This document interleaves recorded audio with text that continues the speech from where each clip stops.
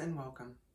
I'm Rebecca Carner, Biofield tuner, and today's video is on the oh-so-subtle nuance between being collected and being, in fact, energetically grounded.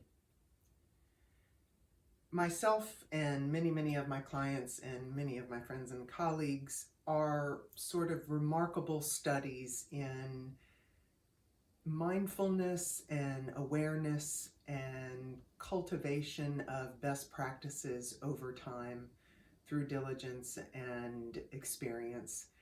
And I have noticed with myself and with others this super common pitfall of taking a few quick breaths and sort of recollecting one's composure as opposed to true energetic groundedness and presence in sort of reality and equanimity in a given moment. And so to demonstrate the difference, I wanted to basically do it live and in real time and run the experiment on myself, sort of for the benefit of all. I know when my kids were younger, I would often kind of, mom, I have 3 sons, and I had 3 children within 2 years' time, 2 calendar years, which is a little uncommon. And so I adapted all these behaviors to sort of keep it all together as best I could, as much of the time as I possibly could. And so I have this thing where I will take a quick breath, maybe 2. I'm a big twofer person. I say things twice and I breathe twice when I really am trying. And I would breathe twice, and then I'd sort of tell myself, okay, Rebecca, calm yourself down and be present. A mandate, be present. Okay, honey, I'm ready to listen to you now. Except I wasn't really grounded. I will have sort of regained my comportment, so to speak, but I wasn't truly grounded. My mind was somewhere else. I just sort of put up a collected facade really quickly. And I'm gonna I think I'll just use what's happening right now, which is I always have, even now, a little bit of angst when I'm about to make these videos. I don't love being in front of camera. And so I took a couple of breaths, hurry quick, right before I started this to ground and to collect myself for the beginning of the video. And so my energetic state is, I don't know, fairly together. But I wouldn't say I'm really grounded. And so over the next few breaths, and I might use the fork, but I'm really gonna focus on my breath because everybody can ground at any time, always. You don't need a tool, you don't need a shaman, you don't need a tuning fork. You need to know what grounded feels like in your body. The way people are gonna describe it is a little bit different. Bessel van der Kolk, who wrote the sort of quintessential book, The Body Keeps the Score, he describes grounded as being able to feel your butt in your chair and see the light outside the window and hear the cars passing by or something like that. But I would argue that it's something a little bit deeper, which is when you have momentarily reestablished the true deep-seated connection with self inside, which is a little bit more than just being able to have a sensory experience of the chair that you're sitting in. Like, that's the first step, but to be energetically grounded, I would conjecture that it takes another step. So I'm going to take a few deep breaths. I'm a big eyes closed person to bring me to self.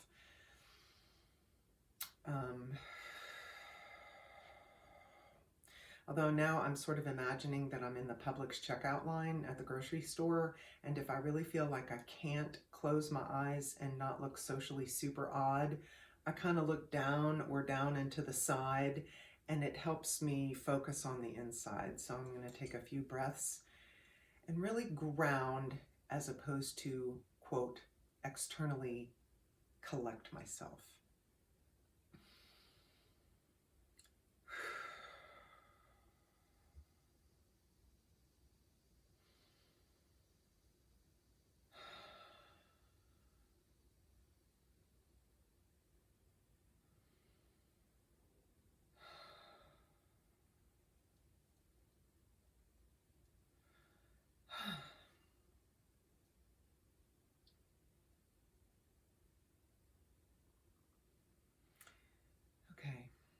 I'm going to go ahead and in this grounded space, ping the forks a few times to sort of aid anybody who's watching this video at any time.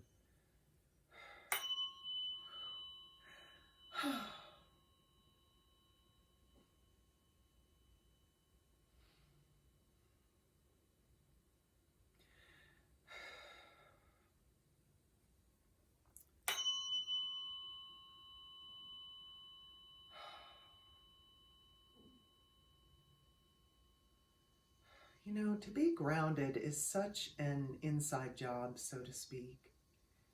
And I would imagine that the words that anybody would use to describe it are as individual and unique as the people describing it themselves. But for me, there is kind of, depending on where I'm holding tension, I'll notice different places in the body sort of relax and settle as I ground. So it's not the same thing every time. I mean, I have a couple of go-to places where I hold tension. But even then, if I'm truly grounding, sometimes I'll be holding tension in that moment in a completely different place that isn't one of my usuals.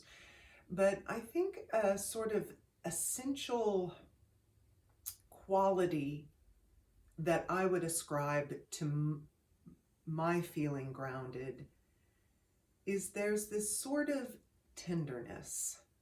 Like, even if you're trying to ground yourself and you're in fairly challenging external circumstances, say a funeral or a really triggering family get-together or work situation, or having a cranky toddler that you're having to homeschool for the whateverth month of 2020 and you never took any early childhood education classes because you hadn't banked on it. If you are in extremely challenging circumstances, I find that when I ground, there is this softening. It's like a tenderness of, even if things are crappy or not what I would prefer, it's like I feel a little bit nicer to myself. And it's kind of like I'm giving myself a little side hug saying, okay, look it, we're in it, but it's going to be all right. And if you're grounding in sort of the best of circumstances, you're out in nature, you finally arrived yourself at the hike that you've been dying for or whatever, then it's like this splashdown of sort of big ease, of, oh yeah, you know, I finally got here. I'm finally sitting down at the beach, or I'm finally, you know, amongst the gorgeous canopy of trees in the hike in nature. Anyway, so I think I'll ping just a few more times and breathe just a little bit more, but I have a pretty strong practice in grounding, and I'm ungrounded a lot of the time. The trick is to know when you're ungrounded and to know how to return yourself to ground. It's not to never be ungrounded. You wouldn't expect a guitar to be tuned every time you picked it up to play. Doesn't mean it's a crappy guitar, it just means you have to tune it. Same with us. So I just want to leave you with, don't hurry past it, don't rush, unless you're really super duper practiced at it. It's probably going to take you more than 1 or 2 breaths to ground. If it takes you 3, if it takes you 13, if it takes you 3 minutes, if it takes you 13 minutes to ground, do it. It's worth it. And I'm going to the sort of collective energy pod that showed up here right when I was working with myself and whoever in the ether is joining in. I'm going to close by grounding. Thanks for watching this video. May you return to your ground often. May it feel like a welcome space for you always. If you have any questions, or if you'd like to reach out for your own session, please look up RebeccaCarner.com. Be well and thanks.